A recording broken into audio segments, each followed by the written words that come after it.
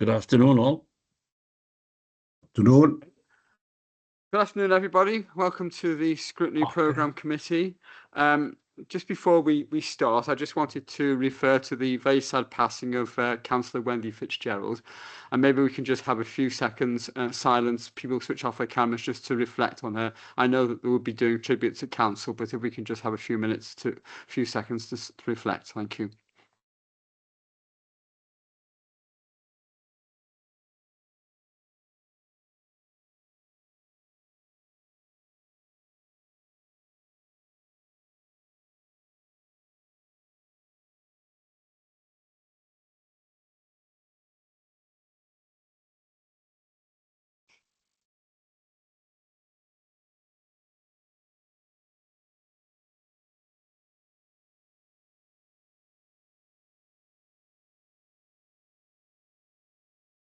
Okay, thank you very much. Thank you. Right, onto the agenda. Apologies for absence. I've had apologies from Beth Allender and Paxton Hood-Williams. Has anybody got any further apologies at all? No? Okay, thank you. Right, for the benefit of those who join the meeting online, I'm going to ask people in the room to introduce themselves so people know who's here. I'm Peter Black, I'm the chair. I'm going to go to my left, the Bridge next, and work our way around. Bridge. Good afternoon, Bridge Madaha from the Council Scrutiny team.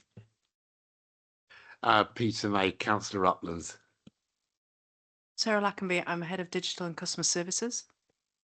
Councillor Andrew Lewis, Joint Deputy Leader and Cabinet Member for Service Transformation, including Digital Transformation. Councillor Mary Jones, Member of the panel. Councillor Adam Davis, Member for Fluker Ward. Councillor Wendy Lewis, One Arlide Ward. Good afternoon, Samantha Jenkins, Democratic Services Officer. Good afternoon, I'm Adrian Jeremiah. I'm a solicitor for the council. Lovely, thank you, everybody. Right, item 2 is disclosures of personal and prejudicial interest. Does anyone want to declare anything, councillors or officers?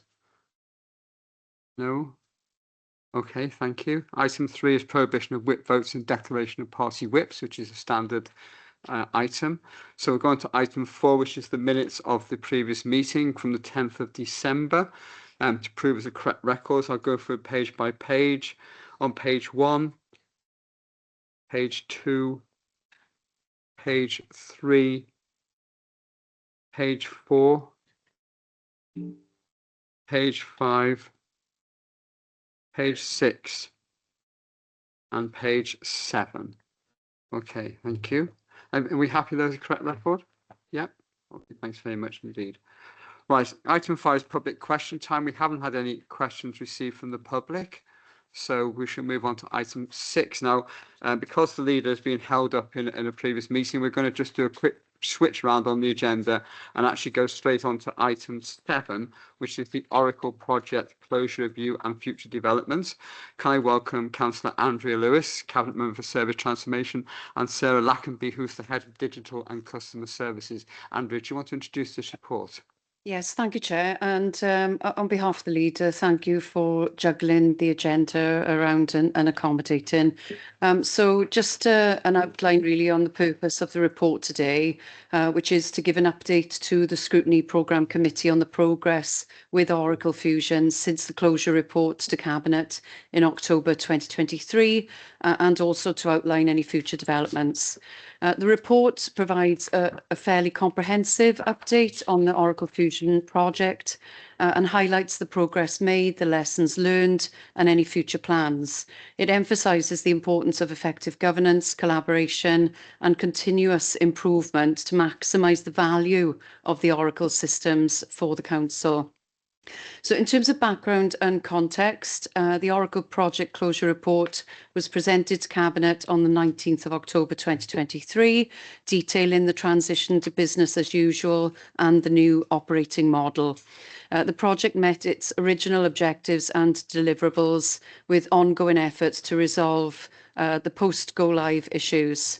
The Executive Steering Board decided to keep the project open until 31st of July 2024, and this was in order that we could monitor any critical changes or any incidents. The project then was officially closed on the 1st of August 2024 with the Fusion Change Board established, which oversees any future changes and developments. So Fusion support and value as a service, we've got De Novo as the new Fusion support partner. And they started their full support back on the 1st of January 2024. I'm not entirely sure where all the time has gone so quickly. And De Novo conducted a health check on the system, identifying improvements across all the modules. And the value as a service framework focused on measurable targets and outcomes to maximise the value from the cloud investment that we placed.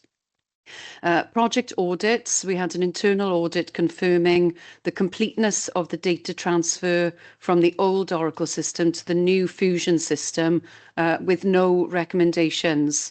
And an external audit by Audit Wales found no issues with the internal controls of the new system. In terms of lessons learned, we've had a close collaboration between council staff and the suppliers, and this was critical in terms of problem solving. Everybody at a service level, no one knows their service better than those who are operating the service, so that was really crucial in the development.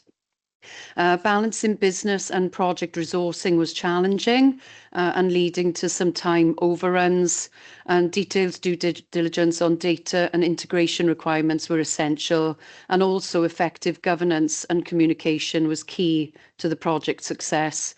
And no one actually could have anticipated COVID being in the middle of all of this, which made it really difficult in terms of the council staff and sickness, but also the partners' deliverables in terms of their suffering with their sickness levels in terms of COVID as well. So it was really challenging, probably one of the most challenging times to try and introduce this, but we got through it with great success.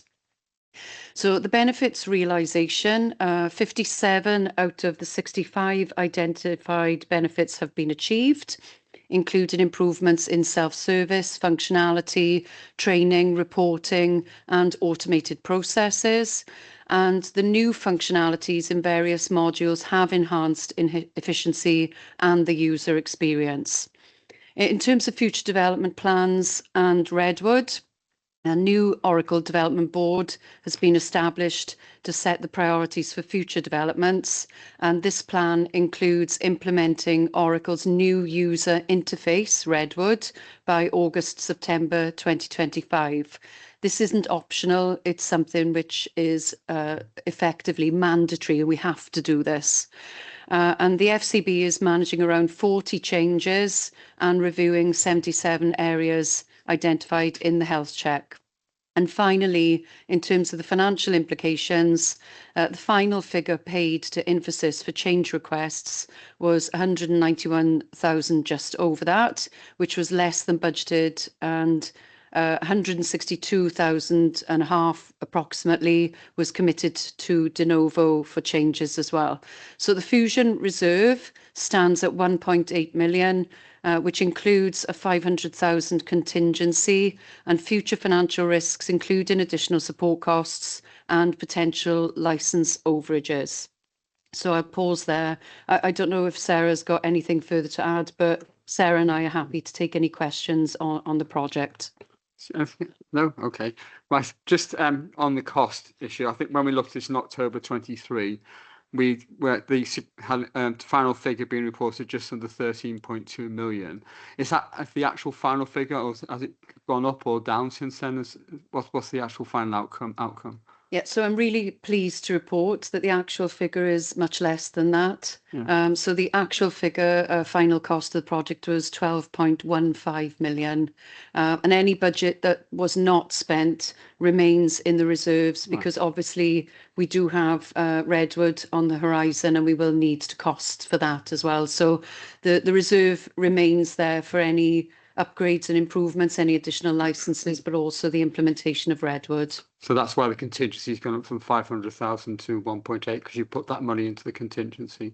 The contingency is there, but this is the reserve that we're discussing at the moment. Yeah, which include the £500,000. Yeah, okay. Right, thank you. Mary.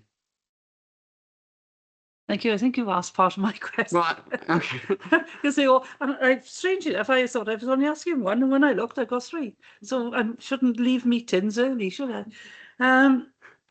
Well, I think you've explained, sorry, Councillor Lewis, about the contingency and the reserve, but is there anything else you need to add about when you'll be using it? Sorry, my voice is going for a second.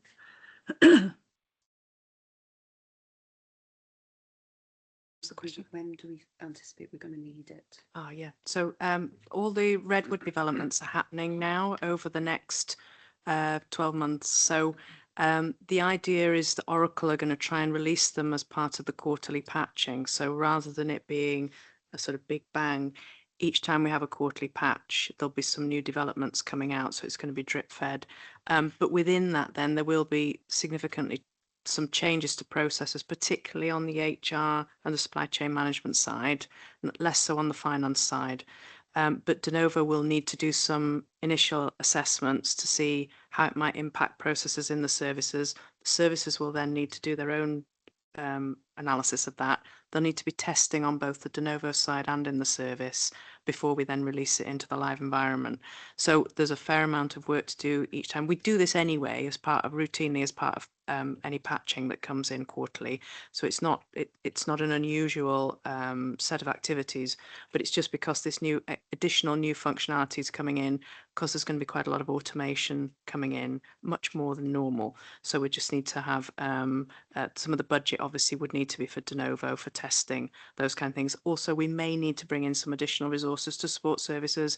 As you know, when we're putting the project in, trying to put business as usual and the project at the same time, especially if people are doing year end or statements of accounts, there's a lot of pressure on the services, so they might need a little bit of extra capacity. So again, we've got this money here that can help support them over the next 12 months should it need be.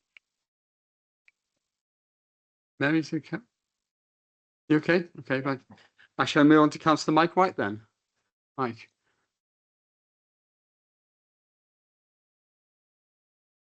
Yes, thank you, Chair. Yes, if I could ask a question, please. Can you tell the committee what the main successes have been from the Oracle project, give an example of service benefits? Okay. Yeah, very happy to do so. Thank you, Councillor White, for the question. So the main benefits that we're seeing are clearly resilience, reliability, and security of the system for services, which is critically important. Automation within core human resources has saved time and improved reporting. Improvements have been around managing suppliers and invoicing. And we've also seen quicker access to general ledger information. The standardised processes generally, which make things simplified, and the real-time data for services helping with reporting and analysis. And another critical thing, all the learning for the City and County of Swansea Council is now in one place as well. So some real significant benefits. And this is, we're still, I think, is fair to say, Sarah, on the journey, and there will be more benefits to come as we explore expanding and drawing on Oracle services more and more through the board and through more transformation as well. Mike? Yes, thank you very much, and thanks for that response. So certainly you would say that this has proved value for money for this authority, this project? Yeah, in terms of saving resources and time and being more efficient, it's absolutely a real benefit to the local authority, definitely. Are you likely to be able to monitorise these savings? Councillor Back, you always ask the most interesting questions. We will, we'll try and monitor the outcomes and the benefit realisation, but a lot of it you can probably appreciate is anecdotal as well from the service front line in terms of using the service. But I think perhaps, Sarah, that might be something we take away and have a look at to see if we can give a little bit of reporting around what the actual benefit realisation looks like in terms of what we had and what we now have. We try our best. How much money you save as a result of that, yeah? We can try our best to cross-reference that. Yeah, okay. Mary, you want to come back in? Apparently so. You've mentioned Redwood. You were there at the meeting when you agreed. No, I must have left the meeting, and all of a sudden I got these questions. You've mentioned Redwood quite a few times. Can you explain what Redwood is and how it differs from Oracle Fusion in layman's terms? I hasten to add. Yes, it's the next version up is and basically it's just got a much more user-friendly look to it. So as happens with a lot of systems over time, the way they look and feel get updated. You'll see it as you update your phone or anything on your home computer. You see sometimes things just change how they look. It's just going to be a more user-friendly look and feel. It's also going to bring in a lot of automation of processes as well. So there'll be a lot more in terms of, again, on the HR side, managers will be able to do more themselves. At the moment, managers are having to, refer a lot more to the service centre. So service centre are having to do a lot more admin on the system for managers, but actually managers will be able to log in and do a lot of that themselves in future. Okay. I'm going to go to my third question then. You in the report it says De Novo is the council's new fusion support partner taking over from Infos. Can you explain why that change came about and some background to the new company? Yeah, so obviously the original contract with Infosys had come to a natural end, so it was a good point to go out to procurement, which we did, and De Novo were successful in gaining that contract. It's fair to say the relationship, being just over a year, has been extremely positive. De Novo are really excellent in their customer relations with us, and we have worked really well collaboratively and in partnership with them. Their focus is on creating great digital experiences for both customers and employees, and their services include digital transformation, data analytics, and AI, and consulting and strategy. So as a top partner of Oracle, it made sense that we would partner with De Novo Solutions as they use Oracle Cloud and ServiceNow applications to improve finance, HR, supply chain management, and payroll processes. They aim to lead in technology and innovation, helping organisations to achieve their goals with their advanced tools. And they're also providing training for new Oracle staff. So I can't reiterate enough, the relationship between us and them is excellent, and it's paying off in dividends. The work that they're doing with our employees is excellent. So really good partnership working and a really good partner to work with. Okay. Has anybody else got any questions on this issue at all? No? Okay, thank you very much indeed for coming along and presenting the report, and we will drop you a line, no doubt, to just outline what we considered, we found. Thank you very much indeed. Thank you. Right, we're going to go back now to item 6. Welcome, Councillor Rob Stewart. Thank you, Chair, and apologies for being slightly late. No, it's no problem at all. We just switched around a bit. Thank you very much. Yeah. Would you like to introduce the report? Yeah, certainly, Chair. I'm not going to go through the report in detail. I'm sure members have read it. There's a lot in there, as you would expect, in terms of the various areas. I would just really say, for me, my two biggest focuses as leader continue to be making sure that we get our budget sorted and that we have the resources we need on the financial side of the house to make sure we can do the things we want to do, and then making sure the delivery takes place for those important major projects across all of our estates. So all of the capital schemes, from education to economic, and obviously supporting Councillor Lewis in terms of the HRA capital programme, which again is a significant part of what we do. So in terms of my report there, it picks up a lot of that. It picks up a lot of the pressures that we are facing in our services. It also gives you a flavour for where we are in terms of the delivery of the city deal and the regional projects. And again, I know we've got a question at council, I think, coming up around, well, there was a 24 in 24 sort of statement made last year, and how are we doing on that? And again, I think when you look at the answer to that question once it's published, you'll see that we are very, very clear in terms of what we've delivered against what we said we deliver in year. There are, as with always with a program that runs to hundreds of millions, there are changes within the year in terms of how you expect to get where you are. But again, I think delivery, given all of the pressures that we're under, has again been remarkable last year. And some highlights for me: the opening of the Palace Theatre and the Albert Hall. I think those are two landmark regenerations, saved some of our historic buildings, but also found some new uses for them, added jobs into the city centre to help with the growth of the economy. Looking forward to shortly having a formal handover with Bouygues on 7172 Kingsway. The negotiations around tenancies for that building, as has been reported at previous meetings, going really well. And, I think we've got a very good chance of being 100% let by the time we come to formal opening, such as the interest in the building. I think that's a really good indicator as well in terms of our risk appetite then for other buildings. We've got Block B coming along this year, which obviously is the public sector hub.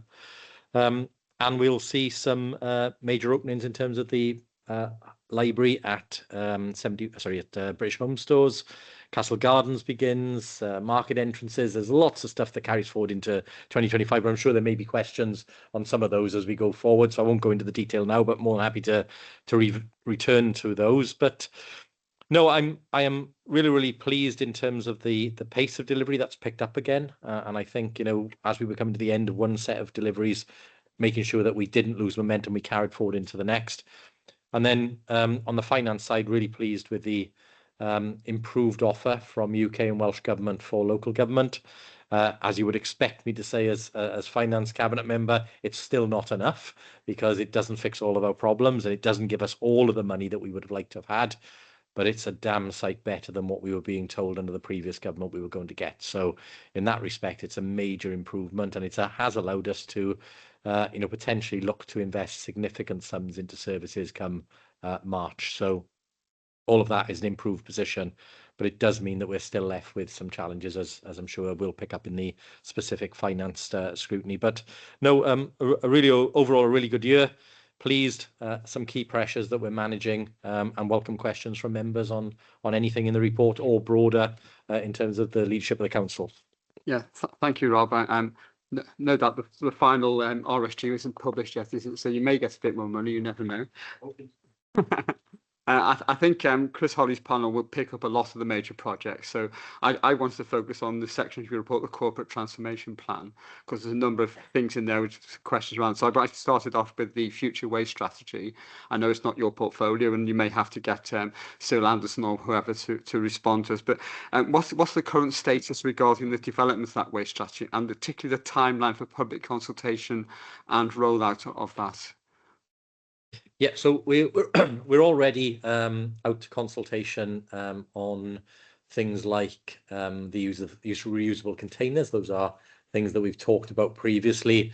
There's formal piece of consultation due on that if it's not already published, and that will take forward the findings of the trial that we did in parts of the city recently, bring forward those options. And it's important that we move that forward because there is also money available from Welsh Government currently for us to be able to trial a collection of other items like film and plastic, etc., the flimsy plastic that we've been unable to recycle previously. So an opportunity really to take some of the things that currently have to go into black bags that potentially could come out into further streams of recycling. I think the big goal for all of us, because we should be really, really thankful to the work that's being done by all of our residents to recycle. We remain at the top of the tree in terms of effort of recycling and the recycling figures.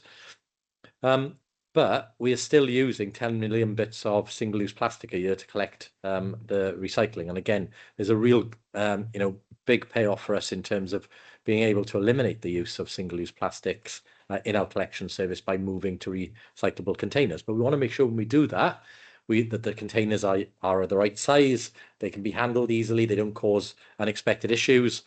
So we will be out to consultation on that.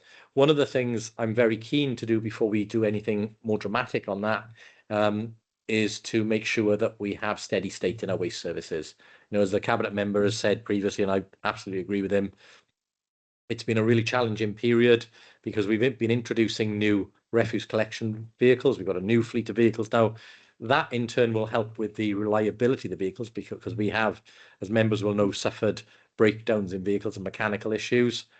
But at the same time, we've also been changing working practices that have been in place for over 40 years. Yeah. And that is always a challenge for the workforce to adopt those new working practices and to get into the new regime of work. And we're making some good progress on that. We did have some issues over the Christmas period, despite the changes, but I'm assured by the officers they were less disruptive than they would otherwise have been, because it did give us the flexibility in the workforce to be able to deploy additional vehicles and additional teams out where we needed to. Thankfully, we weren't Carmarthenshire. I think they got into real difficulties of a different scale to us. But what I would say is, look, the majority of teams are doing a really good job out there. We do have some issues that we're working through in terms of operational resilience.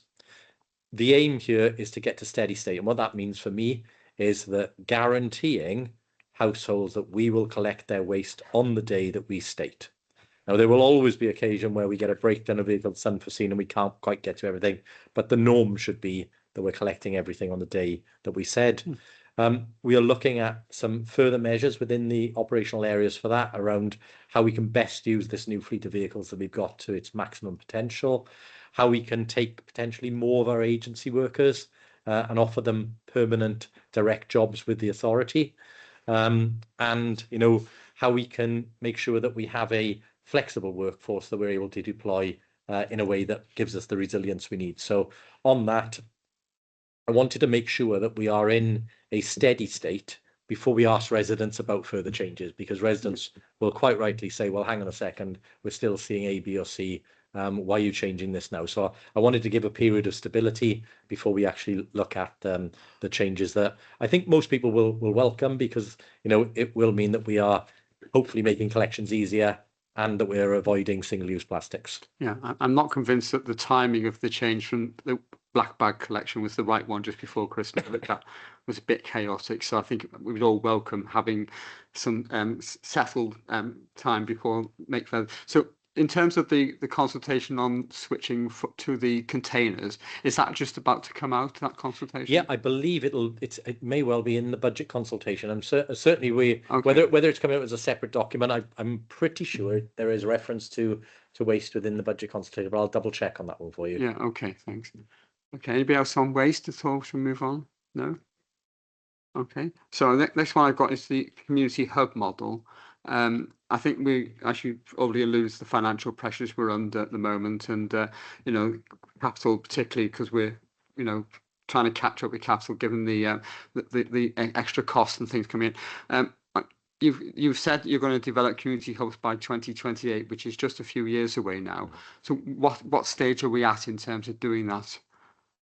Okay, so I think let's take a step back first of all in terms of what are we trying to create, and we're trying to create a new home for the Central Library, a new home for the Children's Library, a new state-of-the-art archive, so that our West Glamorgan archives are properly protected in a proper facility where they're not at risk from overtopping from the sea and other issues that could cause real difficulties, and then bringing together a series of local services: citizens advice, careers Wales, housing, revenue and benefits, customer contact centre, adult learning, tackling poverty, police, others, all in one building, which won't only be a really useful space for our residents to visit in terms of a one-stop shop where they can get lots and lots of stuff done, but also provides us with a really big draw in terms of footfall to the city centre. And again, in terms of that hub, I think there's a really important point to note there, that I think that did play a major decision in terms of Marks and Spencer's confirming that they're remaining where they are in Swansea. And obviously the branch over in Neath closed. I think the establishment of the hub right next to Marks and Spencer's was a determining factor in them staying. And I think that is important that we recognise the more we can do to bring services into the city centre and encourage footfall, the more we'll see retailers have that sort of level of assurance. Once that library completes its renovation with all of the other services, and we're able to open that fantastic new building in the autumn, we'll then try and take some of the learnings from that and apply them where it's appropriate to the other libraries and the other hubs around the county. We've made a commitment that we don't want to be in a position where we close a library, but what we do want to do is to say, look, could we combine certain other functions in that space, so in that building with the library or with a number of other services? We have had some success in terms of bringing housing and the library service together. And again, the library service itself is changing in terms of its provision. We want to make sure there's a bit more equity and equality of library provision across the county, because some areas only get a few hours a week, others get several days a week. That can't be right. So again, we see the opportunity to co-locate services in a building, whether it be library with a number of different other factors, as a real opportunity for us and a way of preventing what's happened in other authorities, which is the closure of libraries in many areas. So that's the aim. I couldn't tell you today what the actual mix will be in each of the areas, but the aim will be to bring together the right mixes so that we sustain the library and then bring other services with it, so that you have a bespoke hub in each area. That may involve some capital expenditure. For example, Clidic has got a lot of room. Yeah. Forest Park may not so much, and so each library has got different demands. Sketty, of course, has structural problems in the past. Yeah. So there may be some capital expenditure involved there as well. Yeah, and look, I think you would expect us to have to spend a bit of capital in terms of that reconfiguration. Obviously, those buildings are not of the scale that we're doing in the British Home Stores. British Home Stores is a massive building in terms of its footprint. So, but I'm supportive of putting extra capital resource into our community hubs. I think it's the right thing to do. Has anyone else got community hubs? No. Gosh, it's all meted there. Don't worry, other councillors can ask questions in a minute. Just my last question is on the net zero programme, which obviously we're aiming to be net zero by 2030. I'm just wondering what the main headlines, the main sort of steps are to actually achieve that. And are we looking to go outside what the council delivers, or for the city as a whole as well? I wouldn't say too much on net zero, because Councillor Lewis is here and Councillor Lewis is portfolio. One thing I would say before Councillor Lewis comes in, though, is look, I think the governments need to recognise that we all share the ambition that they laid out in terms of meeting the targets to achieve net zero, certainly on 2030 and 2050 for Swansea. But there is no authority in the UK that is going to be able to make the changes that are necessary without the support of national governments. They are the only bodies that have sufficient resources to be able to bring in private sector and government resources to help us make the changes. So our policy remains to be, we will take it as far as we possibly can with the resources we have. But inevitably, like every other authority in the UK, we're going to say we're going to need help on A, B or C to take it to the extent that the government would like us to achieve. Which is quite clear on the new Welsh Housing Quality Standard, isn't it?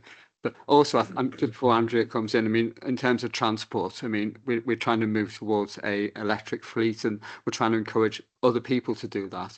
But we still have issues with charging points around the city, which people can use. And I was thinking of an example just today, because I know that the supported housing, places like sheltered housing, people have electric scooters and no charging points, and so we need to look at how we can spread the charging points to encourage people to take up electric. Andrew, I'm sure you want to come in on this. Yeah, very happy to do so.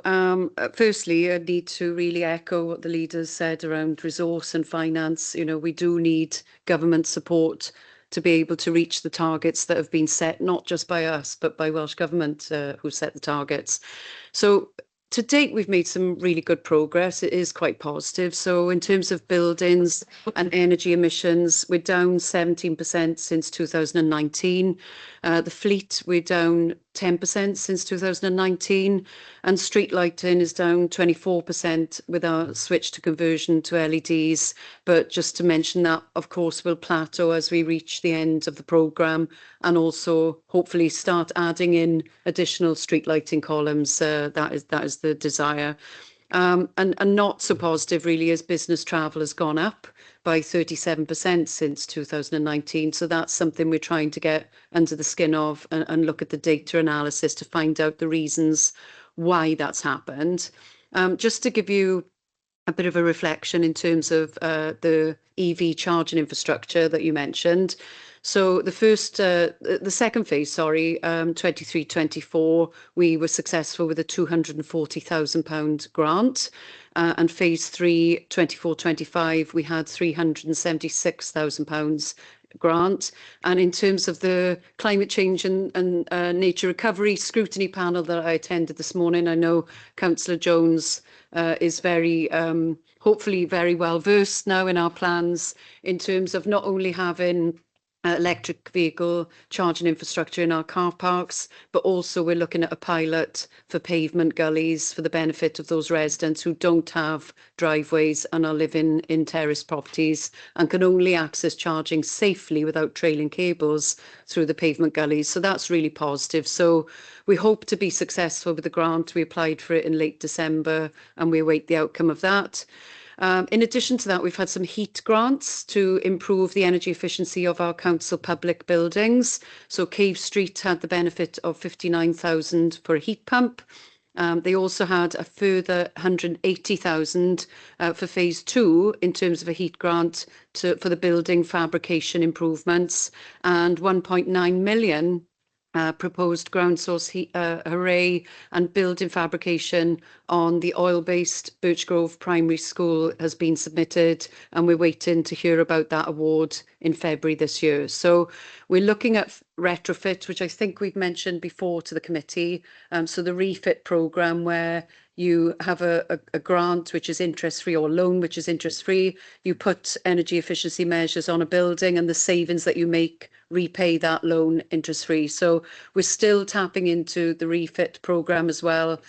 We had 1.4 million in 22-23 and we've had 2 million in 25-26. So it's all really good news. And the street lighting replacements were Salix funded, which was 441,000 in 24-25. And just finally, to sum up, in addition to that, clearly in terms of the 2050 target, we're looking to enact some behavioural change and engagement with the public. But that for us, with the 2030 target, starts with our education in our schools. So we had a £30,000 grant for the Education Behavioural Change Project. And we've also been engaging with schools in terms of how they can save money on their energy bills with just small changes. So there've been some real strides, and the leader mentioned Gosainen Hub.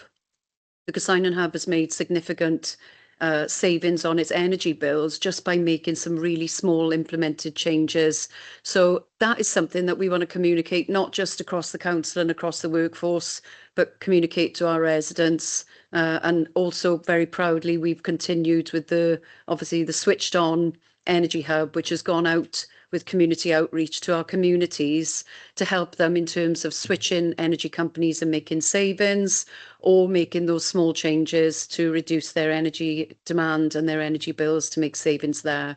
So there's quite a lot going on in terms of engagement, consultation with our residents, and we continue to do that with a fairly small team, it's fair to say, but they are really proactive. And through the Public Service Board, we're also looking at a mitigation and adaptation plan, which is directly linked to climate change as well.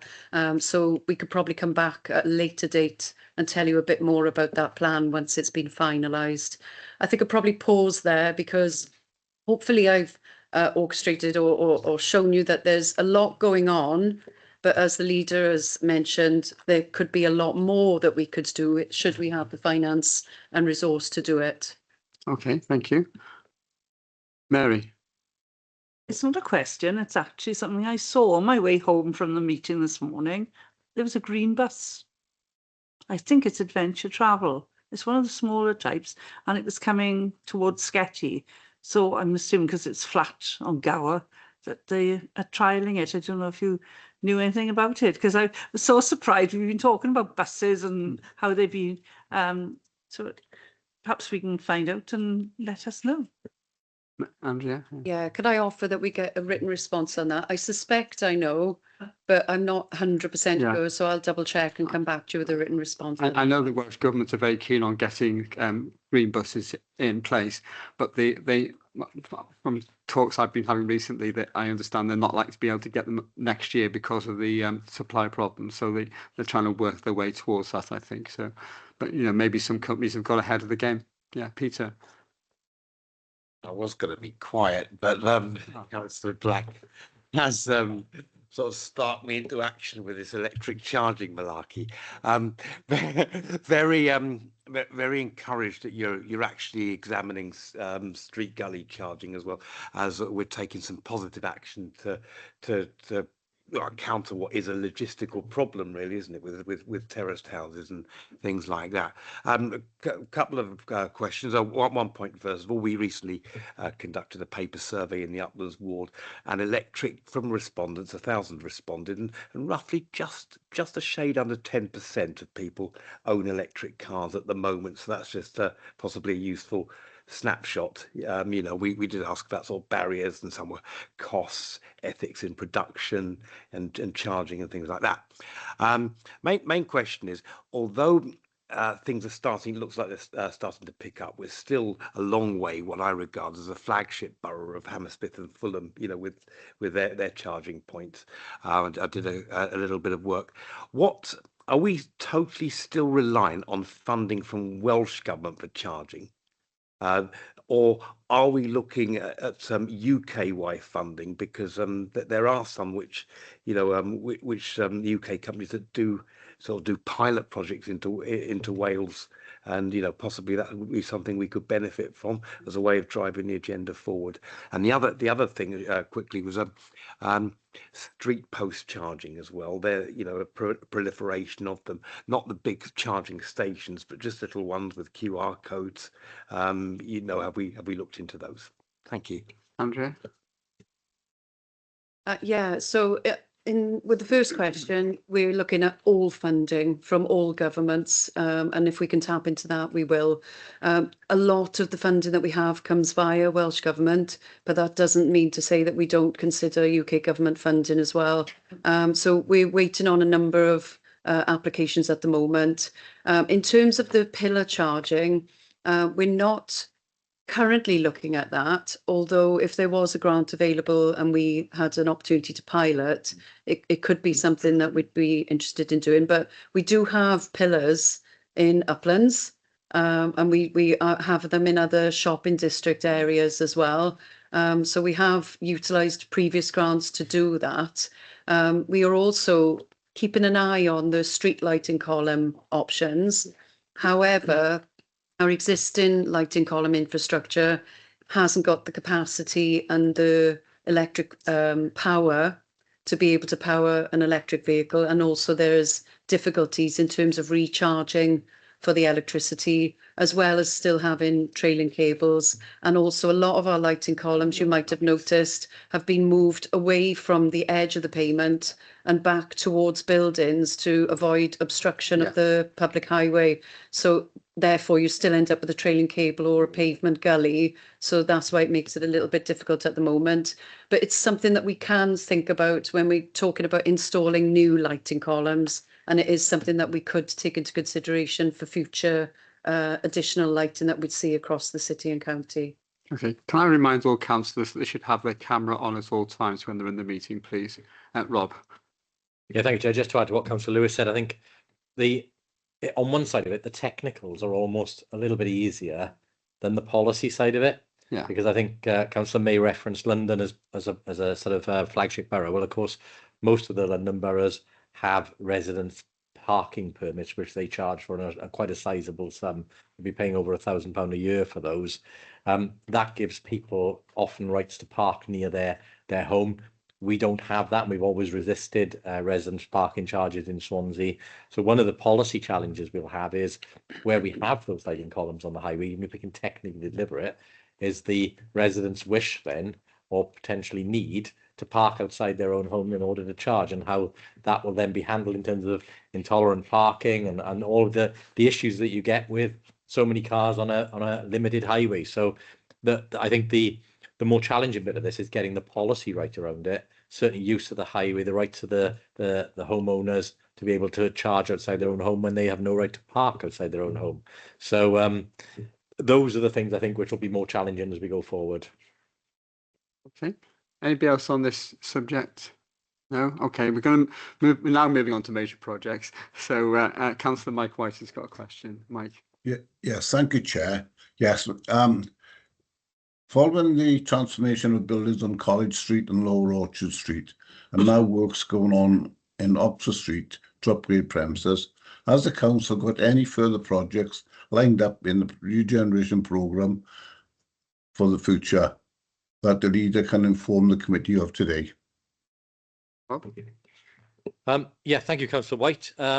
I don't know whether members have seen, there have been a number of, I guess, releases onto social media in the last few days, both from us politically as an administration and from the council corporately, in terms of giving a good steer of what people can expect in the year ahead in 2025. Within the political version, there are some tasters in there that perhaps haven't been formally publicised, but again, I can give a bit of a flavour on that. So certainly around the areas that you mentioned, Councillor White, around Oxford Street, we've announced that we're working on new entrances for the market. That is something I don't think we've formally sort of talked about in any great detail. And again, we'll be looking to bring forward some design ideas around that for members to take a look at, because again, we want to continue to invest in our market. It's very well represented, it's very well thought of, and obviously it's an award-winning market, so we want to continue to invest and continue to see it be successful. We've got people like Ian Morgan and Cates, who have recently purchased a number of the big buildings in Oxford Street, and recently the McDonald's building. They're going through renovation in Oxford Street at the moment. They'll be open before the end of the year. And of course, the McDonald's building, subject to planning and all the other things, if that gets approval, that will be fully renovated and again add to the new square, because we're building obviously a new Castle Gardens in Castle Square, and that work will begin in March this year. We're expecting hoardings to go up before the end of February, and then work to begin in March. Outside of that, we're aware that I think Castle Keys has recently changed hands. We know that Zara has made a global realignment of its brand, and with closure of many hundreds of stores. Unfortunately, despite efforts by ourselves, by the previous owners of the building, by the new owners of the building, by agents, Zara were intent on leaving that location.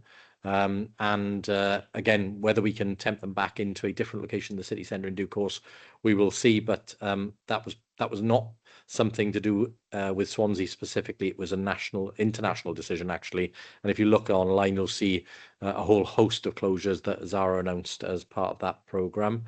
As I mentioned earlier to Councillor Black, I think we were really successful in securing Marks and Spencer's for the foreseeable future. We know that the Topman building has recently changed hands, and that's now owned by the owners of Morgan's Hotel, and they've got proposals to bring a new brand into that store and then to renovate that block. We are, again, hearing some useful information around a new tenant to go into the old Zara store. And again, that appears to be an international brand that would go in there. I'm aware Mr. Loosemore, who's also done quite a number of developments around that area, has recently acquired the Mon buildings, which is opposite the old Spud You Like store. So it's a beautiful building. And again, another building that is part of our history, which would be really great to see fully refurbished, repurposed. And Mr. Loosemore has done some fantastic schemes previously, so I'm sure he'll make a great work of that building, and we're supporting him on that. And then more broadly, we've got the work going on Copper Bay Phase 2. The public sector hub will start working now it's got planning approval. We've got a number of government departments to go in there. Ourselves will have a presence in there. We are in the process of agreeing what presence Welsh Government might have in there. And then there's also space for retail in there. We're also talking to both Gower College and Trinity St David's about educational or further educational facilities in the city centre, and those negotiations are moving forward. And as I've said before, I am frustrated that I can't tell you who we're talking to about the Debenham store, but please be assured there are 3 very serious tenants who are going through the legal processes of signing off on becoming tenants in that space. And of course, the quadrant itself has recently changed hands, and the owners of the quadrant are the owners of Park Tower. And they've done a great job in terms of helping to give a new lease of life to Park Tower, and we're confident that they'll do the same working with us in terms of what they can do for the quadrant. Again, we've had a very passive partner in the coal board previously in terms of the ownership of the coal board of the quadrant. We believe the new owners will be much more dynamic force in terms of working with us to try and bring new brands in and to add to the offer in the city centre. So in answer to your question, Councillor White, yes, there's a lot going on. There will be more announced as we go through the year that I can't announce today for commercially confidential reasons, but be assured, 2025 is going to be a year of openings, a year of new commencements, and a year of a hell of a lot going on in our city. And, I really want us to make sure that we do deliver on that projected position that PwC laid out, that we would be the 7th fastest growing city in the UK this year, and that's what we hope we will be. Okay, Mike? Yes, thank you. Very, very interesting times ahead then, Leader. Can I just ask, on the public sector hub, are we funding the entire cost of that construction? Yeah, I'll be careful on how I answer this one, because I'm not sure it's in the public domain, and whether the decisions have gone on yellow papers on that, guided by members. But essentially, I think in general terms, we're looking to be the funder on that, because it is the most attractive and cheapest option for the taxpayer in terms of the public sector hub. Given that we would be a tenant in a building where other tenants would be paying rent, we would rather be in a building that made us money and the taxpayer money than be in a building that we were paying out to somebody else who owned it. So there'd be income coming in to offset the costs. Yeah, fair enough. Yeah, okay. Right, Adam. A bit of a follow-on, and you've already touched on a little bit. I mean, it's good that we've seen some historic buildings come back into use in Swansea, such as the Palace Theatre and the Albert Hall. What further opportunities are there to restore and revitalise some other buildings in the city centre, for example, on High Street, like historic buildings?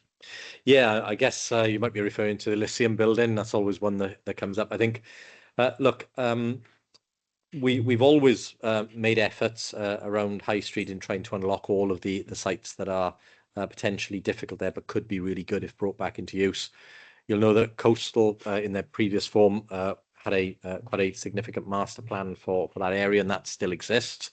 And again, they're active in terms of Kings Lane at the moment. They've been able to unlock some of the sites where the old white goods shop was on one corner and the strip behind it leading down to the Strand. That's now unlocked, and that will go forward, as well as the units at the bottom.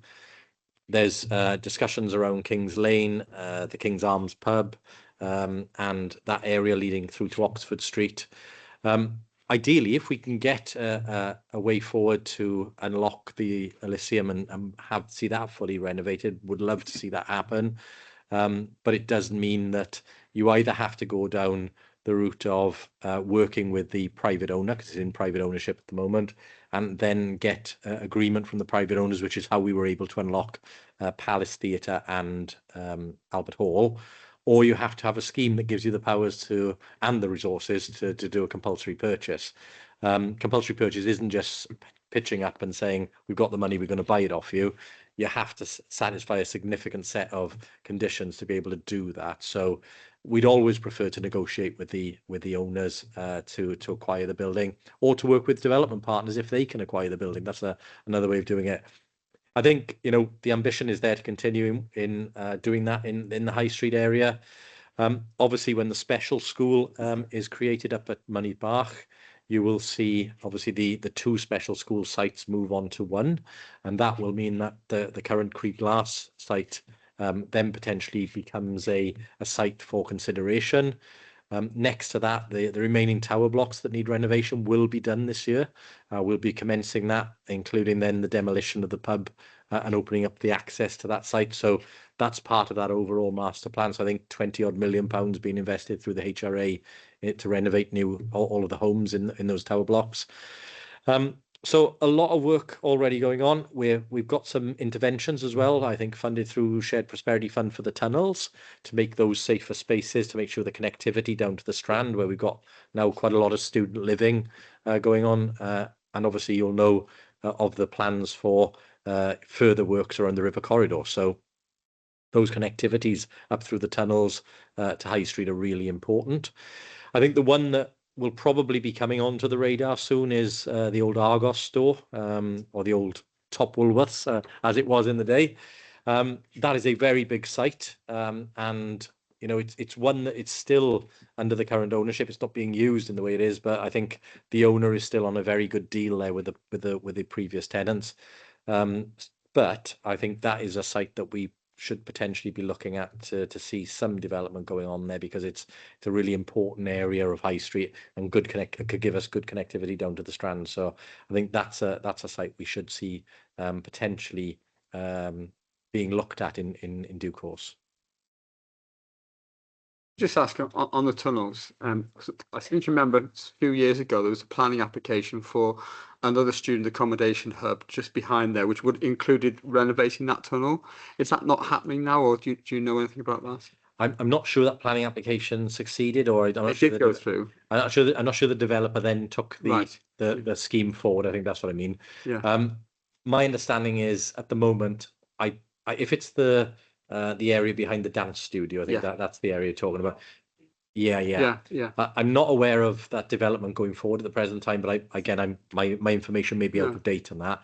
I am aware though of us doing some interventions with partners around the tunnels and stuff in the meantime to make those safer spaces. Needed, I think. Yeah. Okay. Well, I can check that and get you a written answer. Okay, thanks for that, Rob. Yeah. Anybody else got any questions for the leader? No? Oh, Peter May. You mentioned the Price Waterhouse Cooper report yesterday. Something hit the press, which I thought was quite an unhelpful report to us by an organisation called Centres for Cities or something like that, and it contradicted the PwC report, saying we're one of the slowest growing cities, ranking badly on productivity. It sort of didn't really sort of make very pleasant reading, and I'm sure it's not. I'd like to know the metrics of this organisation giving our city quite bad publicity. Further, what was alarming, I looked up their website, and you saw the leader of Cardiff Council saying that the annual Cities Outlook report by Centre for Cities is always a must-read for politicians and policymakers alike, which and his city didn't come out very well out of it either. So, how much weight do you put on this organisation's report compared to PwC, and is there any merit in it? Yeah, they're definitely merited, and actually, I don't see it as an entirely negative report. In fact, we should take some of the things that report is saying, because they are the things that we are all trying to fix as politicians. Swansea's wage economy is still way behind that of the southeast of England. That's not fair. People deserve to be paid the same for their skills in this area of the country as they do in the southeast of England. Just because your bills are a little bit bigger down there, doesn't mean that you shouldn't be paid your worth. So I think in that, you could read it as a negative. I read it as actually it's reinforcing the issues that we've been raising and the problems we're trying to solve. The more we can attract high quality jobs into the area, that's why 71-72 Kingsway is a really important development, bringing 600 jobs into the city centre.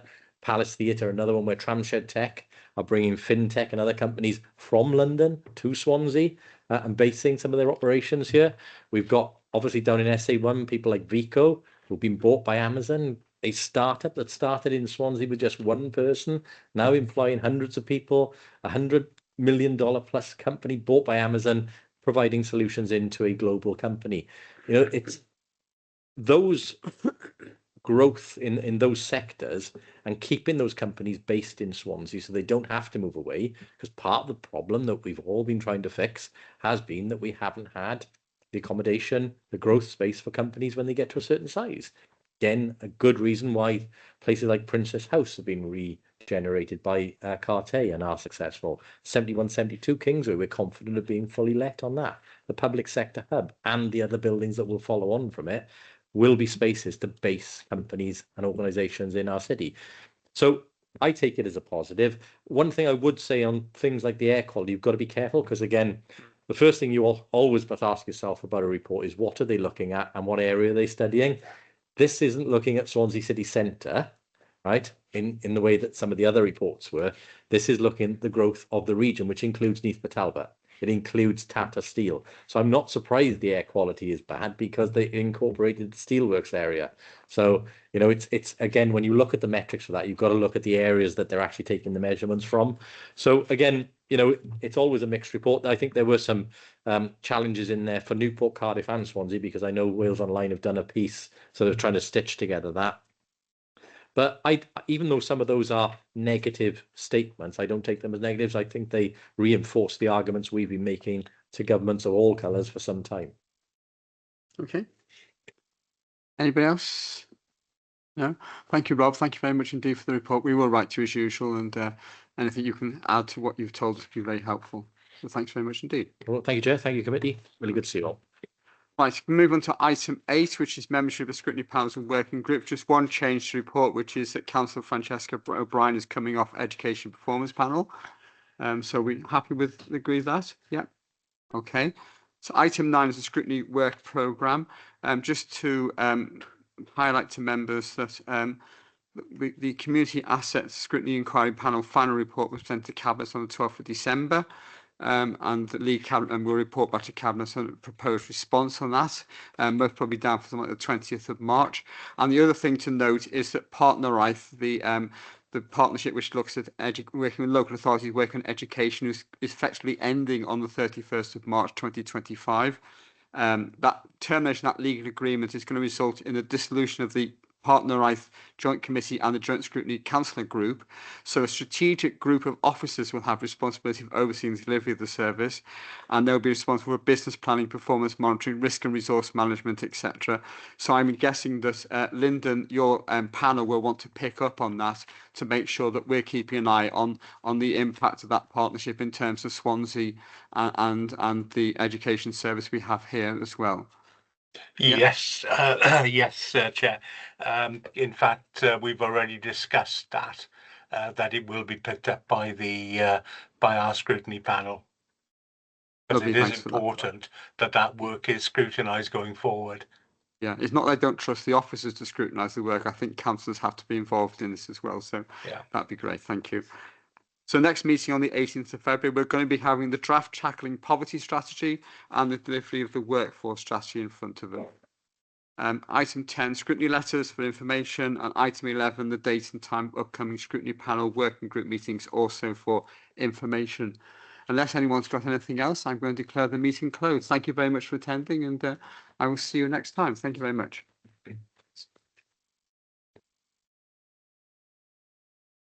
Thank you.